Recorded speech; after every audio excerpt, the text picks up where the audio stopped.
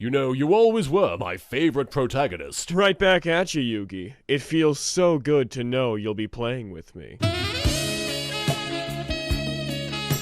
No homo. Yes. No homo indeed. Seasonal Gay Anime Spotlight of Winter 2026, and we'll start off with Shuichi, Umeda, and Nako from Hana-Kimi. The story features main girl Mizuki Ashiya moving from America to Japan to be close to Izumi Sano, an athlete that she admires, pretending to be a boy to go to his high school. Definitely nothing weird and stalkery about that, but as you'll see, since the original manga was written in the late 90s to early 2000s, lots of the story and characters have some outdated elements to them. This is most seen with Shuichi, a classmate that Ashiya quickly befriends. As time goes on, Shuichi finds himself being attracted to Ashiya, despite him believing her to be a boy.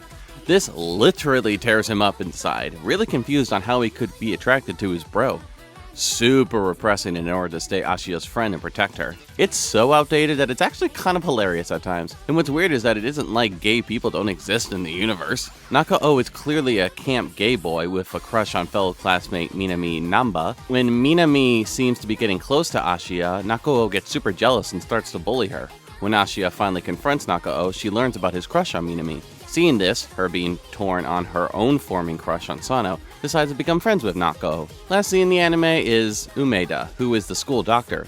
Because he's the only person at this school with a brain, he quickly figures out that Ashiya is a girl, saying that he knew that because he's gay and could easily tell. Which means one of two things. One is that he has a girl dar, or that because he wasn't attracted to her, she must be a girl.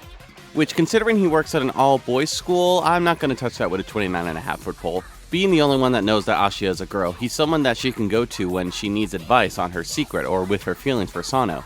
And though Umeda should clearly say something to the school administration about Ashiya pretending to be a boy in an all-boys school, I do like that Ashiya has an older gay mentor that she can confide in. Though I do hope that throughout the series, this isn't the only thing that Umeda gets to beat. He seems to not get along with his sister, his nephew Minami having to be there in between, but hopefully he can get his own love interest. That isn't one of the students! Hana-Kimi is notable for starting and popularizing the girl cross-dresses as a boy in disguise trope, but boy did those manga and anime do things better. The anime is very predictable with its story and characters and is a bit outdated in a lot of places. But if I have to be honest, there's some kind of comfort and nostalgia in that. Next up is Kondo and Aresh from Isekai Office Worker. The other world's books depend on the bean counter. They're people, man, not a commodity for you to collect and flick your bean to. Sorry, couldn't resist. I'm only human. Shinichiro Kondo is your average Japanese corporate drone who is overworked. When he comes across a high school girl named Yua, getting isekai to another world in a fucking drag me to hell moment, and while trying to save her, gets teleported along with her. And while Yua is destined to be the holy maiden and save the kingdom, Kondo is told he can have anything he wants to being dragged along with her. And because of his toxic workplace mindset, he asks for a job, working in the kingdom's finances. To continue to overwork like he did in Japan, he takes energizing tonics to keep himself awake and active. He overdoses on it and is discovered by Aresh, captain of the knights, who heals him. But since Kondo isn't from this world, he doesn't have any tolerance for magic and becomes weaker. So in order for Aresh to continue to heal Kondo and help him, he decides to take care of his well-being, helping him to stop overworking, eat well, and get enough sleep. And in order for Kondo to get used to Arash's magic, the two must engage in sexual activities like kissing and straight up fucking. The two men are opposites, but they work well off each other. Aresh is helping Kondo get out of the corporate drone mindset and rely on his co-workers, while Kondo is teaching Aresh to understand his placement in the kingdom's hierarchy and that he should pay more attention to how the kingdom's finances are being handled.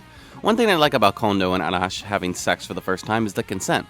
While Kondo doesn't quite understand what Aresh has to do to get him used to his magic, when Arash asks first to kiss him, Kondo understands and accepts what happens afterwards.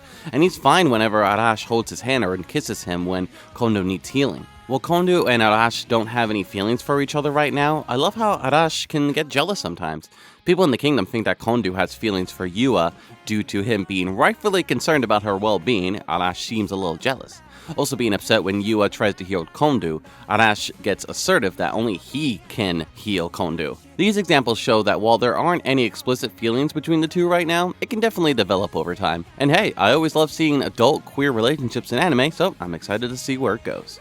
Next up is Akane and Nadeshiko from Doesn't Count If You Lose Your Virginity to an Android. Well, this is the first time I'm talking about an explicit anime on this show, but I've read the manga before, so why not? Akane is a diligent worker, but a drunk and lonely woman at home, as she gets blackout drunk and accidentally orders a sex robot on the dark web, something that is illegal. but Akane can't help keeping Nadeshiko since she lost her virginity to her, though doesn't register herself as Nadeshiko's master by fingering her. Doesn't Count is only 8 episodes, and the 3 episodes that have aired so far has been 3 to 5 minutes, each a sped up version of a manga chapter. It's basically setup, sexual moment, conclusion. Not much character writing to be found here. There's some stuff there, like Akane secretly being happy to not be alone at work anymore, but considering that there's only 5 episodes left, I highly doubt that the anime will get to the point of the manga where they actually start with the character work. But if you want some vanilla lesbian hentai between a woman and an android, this short form series has got you covered. And lastly is Flume and Midakit. From Roll Over and Die, I will fight for an ordinary life with my love and cursed sword. Flume is chosen to be a part of the hero's adventuring party who will defeat the Demon Lord. However, she has a unique skill called Reversal that leaves her with 0 stats. Seen as useless, the mage of the group tricks the rest of the party as he sells Flume into slavery. When faced with death, she uses a cursed sword against her captor, learning that her reverse skill can turn negative stats into positive stats. With fellow slave Milkit, she works to become an independent adventurer in order to live a normal life in a world that still treats her like garbage due to the mark on her cheek, while elsewhere the formal group struggles to face the Demon Lord without her. This anime is a clear subversion of the fantasy isekai trope of the main character getting kicked out of the adventuring party, either due to them having a useless skill or is falsely accused of sexual assault against the adored female member of the party. This misogynistic trope was popularized by the Rising of the Shield hero, but Roll Over and Die is different because its main character is a girl. While it's under the pretense of Flume being useless to the hero party, it's clear that the mage has ulterior motives to getting her out of the way, clearly having the hots for Cyril, the person chosen to be a hero and someone who seemed very close to Flume. But Cyril seems to be in a downward spiral since Flume's absence and the rest of the adventuring party can't do the menial tasks that Flume helped them with. Another trope in fantasy and isekai anime that the Rising of the Shield hero popularized is that the main character will save one or more slaves from super evil men. They will then essentially become a slave to their savior, but are fine with it because they're such a good guy and saved their life. Roll Over and Die features this trope too, but a bit differently. Milkit is clearly someone who has been in slavery her entire life. She thinks absolutely nothing of herself and can only see herself as a slave, so in order to get her to leave with her, Flume agrees to become Milkit's new master. It's clear that Flume does not see Milkit as a slave, and is only going along with it in order to give her a happy life. She doesn't order her to do anything bad, gives her food and clothes, isn't disgusted by her scarred face, and does everything in her power to get Milkit to see herself as someone worth living. But if they ever want to put Flume and Milkit into a relationship, which is something that I'm assuming they're going to do based on the title and that this is in fact a Yuri anime, they have to drop the whole master and slave pretenses. Even if Flume doesn't see or treat Milkit that way, I want her to see herself as Flume's equal before they truly become lovers. Roll Over and Die is honestly an anime that I wouldn't be watching if it wasn't for these videos. The anime is very subpar, and these are just tropes that I don't get into. So hopefully the anime can get better as it goes on, and I'll think more positively about it by the end. And now to talk about the queer characters from the previous fall season, starting off with the biggest one, the dark and complicated relationship of Hinako, Shiori, and Miko, from This Monster Wants to Eat Me. Last we left off, Miko's cover as a yokai had been blown. While I initially thought that Miko was planning to eat Hinako like Shiori wants to, she's actually a local deity that serves this community, coming to love humanity and wanting to do nothing but protect them. Unfortunately, she couldn't save Hinako's family and so decided to become a human girl in order to befriend Hinako and grow up with her, staying by her side ever since, protecting her from yokai trying to eat her. But her love for humanity means she has to help anyone who asks, which is why she wasn't around when Shiori saved Hinako from a yokai attack. To prove her loyalty, Miko bites off some of her own tail, therefore taking away some of her own power. Through this, Hinako is able to understand Miko and wants the two of them to remain friends, Shiori deciding to spare Miko so that Hinako can have another bodyguard. And by God do I love this love triangle, especially the pairing of Shiori and Miko. The way that Shiori is able to get under Miko's skin with her closeness to Hinako kills me every time. Speaking of, the relationship between Shiori and Hinako get a little stronger as Hinako shows Shiori her scars from the accident in a very tender scene at the beach. Hinako also learns about the dead souls that remain in the ocean when they drown, Hinako pondering if her family's souls might still be there. But as the story progresses to the next arc, Shiori finds herself unable to become what Hinako wants of her in this relationship, telling Hinako that the real reason that she's being nice to her is for her own gain, just wanting to eat her and nothing else. But as we meet the character of Ayame, another yokai disguised as a human in order to get close to Hinako and eat her, things might not be as they seem with Shiori. When Ayame reveals herself and goes in for the kill, Hinako ends up dodging the killing blow, which goes against her desire to die, perhaps meaning that she's subconsciously starting to want to live. After Shiori arrives and defeats Ayame, Hinako is finally able to see Shiori's true form. Ayame isn't exactly dead though, but is leaving and promises to leave Hinako alone. But before vanishing, she reveals that she smelled Shiori's blood mixed in with Hinako's blood, which would make her deeply unappetizing to her. She confronts Shiori about this, and she says what Ayame said was true, meaning that Shiori was never going to eat Hinako, therefore being unable to fulfill her wish. Turns out that Hinako and Shiori actually met 10 years ago. Shiori had given Hinako her blood, this being the reason why Hinako was able to survive the accident that killed her family. Hinako was hurt from learning all of this, not being able to die by Shiori's hands and learning that she could have died with her family if it wasn't for her. On a hilarious date between Shiori and Miko, Shiori tells her about her past, how she was never able to understand humans and how they communicate. During the time she was broken and drifting through the ocean, she comes across Hinako when she was a child. Not afraid by the yokai, Hinako befriended her and visited her daily as her and her family were on a trip. Shiori considered eating her, but was still too weak to do so. Hinako feeding her and giving her a seashell as a gift. Hinako's smile and kindness were the first of its kind that Shiori was able to encounter with other humans. As a reward, she fed Hinako some of her blood and wiped her memory of their encounter. Years pass and Shiori learns what happened to Hinako and her family, saddened to see that the smiling and happy girl that Hinako once was is gone. Hinako stays home from school for days, falling into a deeper depression, expressing her sadness of Shiori's lies to Miko, admitting that she still wants to die and that desire might be even stronger now. Miko thinking to herself that she wishes that she could fulfill Hinako's wish to make her happy in the end, but is unable to do so because of her love for her, knowing this and feeling guilty because of it since she became a young girl. On the day when Hinako wills herself to go to school, she feels the floating souls of the ocean again. In her delusion, she thinks that the souls are her family calling for her, and in the anime's darkest moment, she swims into the ocean to die and join them. Thankfully, Shiori arrives to stop her, and this is great toxic Yuri at its finest. The way that Shiori struggles to communicate her feelings to Hinako, starting to convey her feelings with force. The voice actors just absolutely kill this scene. After resisting her yokai instincts to settle the issue by force, Shiori is finally able to talk to Hinako. But no matter what Shiori tries to say, she fails to understand one important thing. No matter who Hinako was in the past, no matter how happy she can become in the future, she will never ever become the same smiling girl that she was in the past. Trauma can completely change someone, in a small way or big way. And even if Hinako went through therapy and settled all of her emotional troubles, she still wouldn't be that girl again. But the idea of that is far in the future, and still currently, Hinako wants to die. Frustrated not being able to get anywhere, Shiori promises again to consume Hinako at her happiest moment to convince her to keep living for now.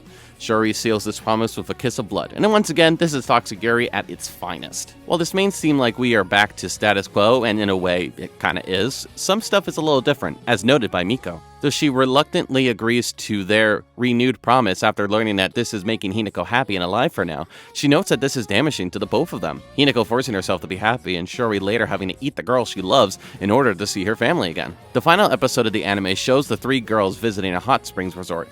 And the entire time, while it seems that Hinako is having a fun time and is happy, Shiori can tell that Hinako is faking it in order to fulfill their promise. And as the anime ends without knowing if they'll get a second season or not, Hinako ponders whether or not to give up on wanting to die, if she can escape this drowning feeling that she's felt since the day of the accident and her family dying without her. This Monster Wants to Eat Me is exactly my cup of tea. Just extreme drama with a depressing atmosphere around it, featuring lovable characters that work well off each other, which brings us some bright moments. As I mentioned in the last video, while the animation is lacking in a lot of places, the drowning ambience, the musical score, and the vocal performances make this a great companion to the original manga. And again, this is great toxic Yuri, not based on abuse or assault, but through difficult situations and themes. Who knows if we'll get another season, but until that happens, I'll definitely be catching up on the manga in order to see if Hinako, Shiori, and Miko's relationship ends somehow in happiness or with everyone miserable. Next up is my girl Yuko Kyonji from the second season of the Ranma 1/2 remake. If you didn't know, Yuko is my favorite character in Ranma 1/2, and I've been eagerly awaiting her appearance since the remake started in the fall of 2024. But she's finally here, and I'm so happy. Yuko is introduced as a masculine person who seems to have a grudge against the Satsumes, fighting against Ranma's father for something that he did in the past, and that being stealing her family's okonomiyaki cart. Also seeming to hold some hatred towards Ranma, though Ranma in his stupidity doesn't know why, just remembering Yuko as a boy he used to play with. As Yuko challenges Ranma to a fight in order to regain her honor, Ranma discovers that Yuko is actually a girl, hilariously pouring hot water on her as if she's been in the cursed spring of the drowned girl.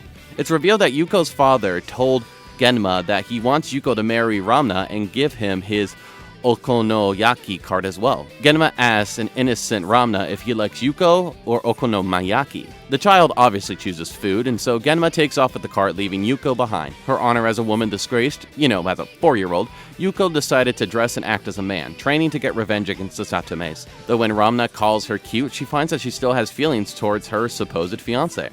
Though she still dresses in the male school uniform and acts a bit more masculinely compared to the other girls. As one of Ramna's fiancés and Akane's rivals, Yuko is actually one of the more friendly characters, especially when compared to others like Shampoo and Ryoga. She gets along well with Ramna and Akane, even when secretly planning to separate the two of them so that she can get with Ramna.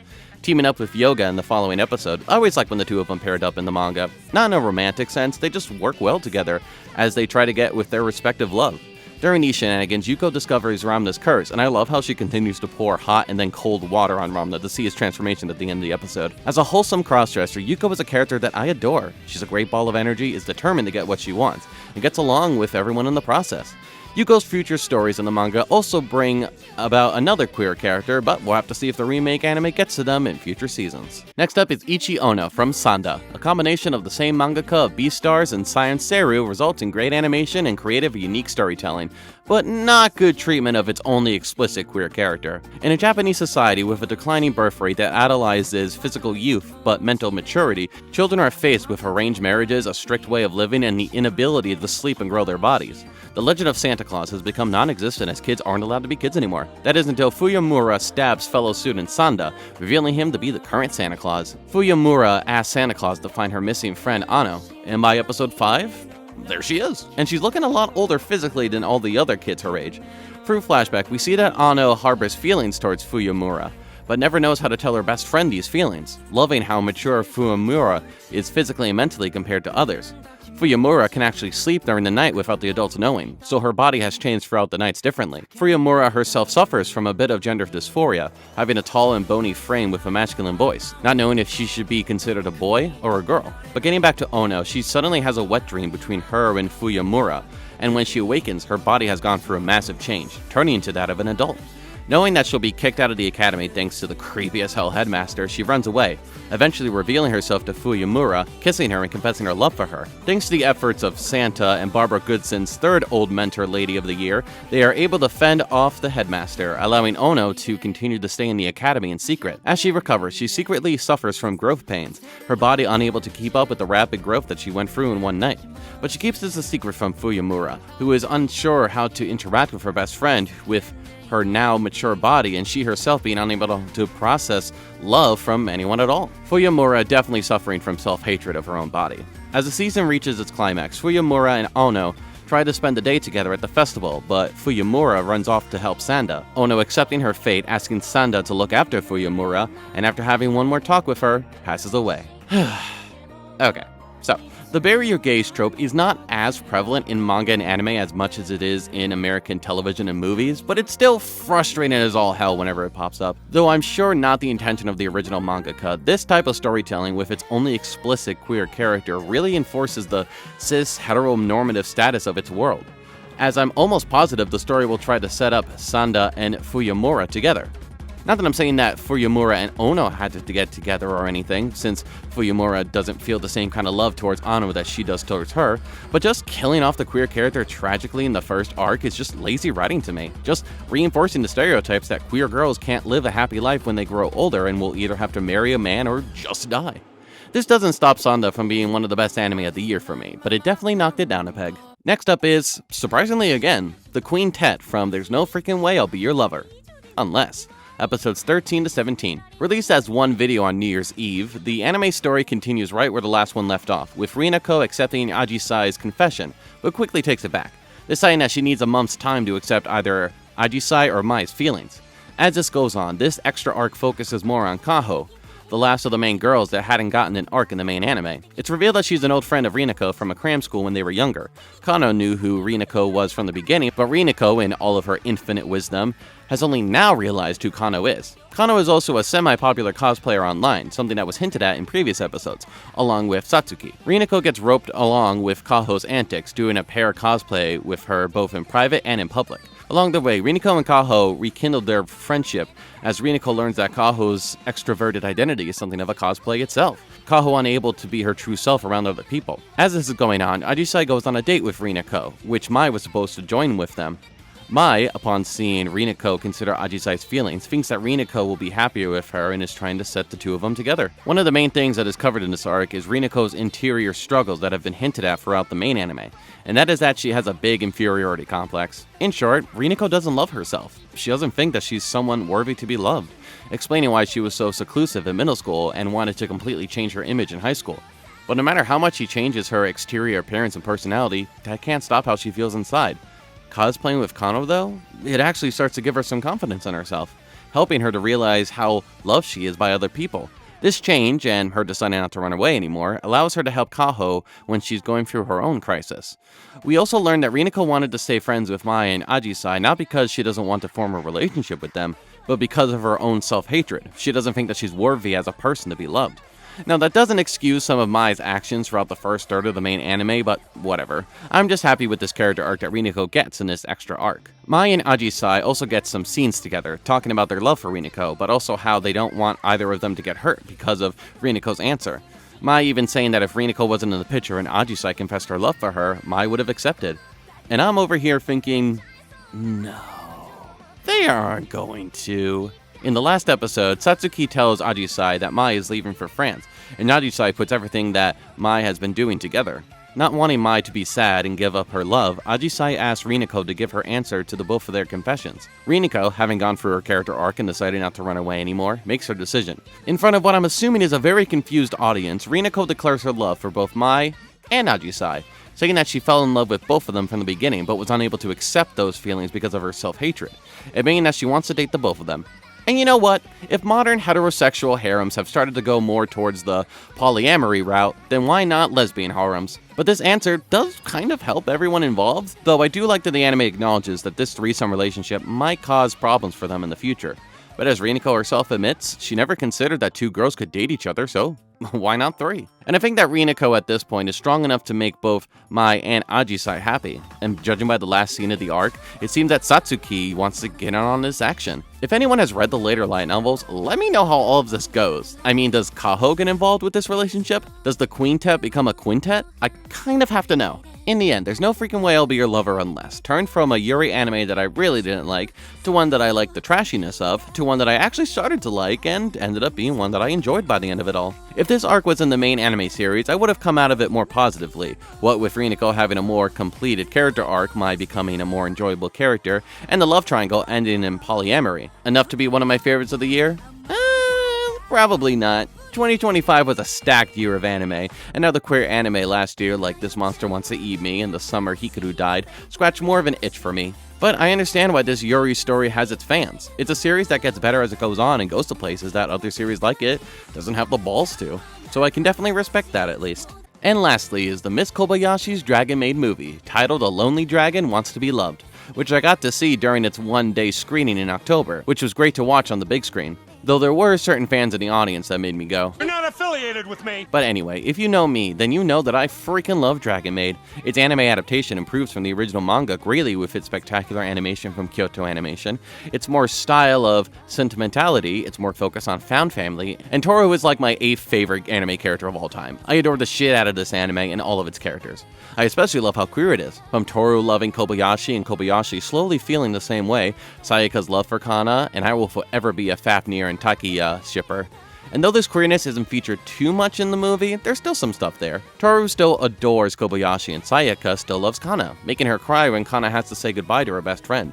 But yeah, not much queerness here, as the movie is more focused on Kana and her relationship with her father and Kobayashi herself has to decide how dedicated she is to being Kana's guardian, and it excels at all of this stuff. I couldn't help but tear up multiple times throughout the movie. It was an emotional time. And with Kyoto Animation, there were some hype moments, from Elma and Fafnir's fight against the two faction of dragons, Kobayashi's spirit bomb attack, to Lukawa being an absolute badass from the sidelines. Kyoto Animation made an arc from the manga that I already loved even better. So again, while there wasn't too much queerness to talk about with the movie, with the exception of some moments of Toru and Saikawa, I absolutely adored this movie and hope for more seasons of the anime to follow.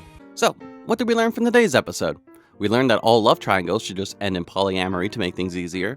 You should always properly register your sex robot to make them happy. All queer families should have dragons in them. Cross-dressing gals are always lovable. A good fuck can cure you out of your work fatigue. Toxic Yuri is actually pretty enjoyable when done right. A great anime can be slightly ruined by the bury your gays trope. Even if it's just pretend in order to help someone, nobody should be treated as a slave for any circumstance. And there's totally nothing gay about finding your bro attractive. All of the homo!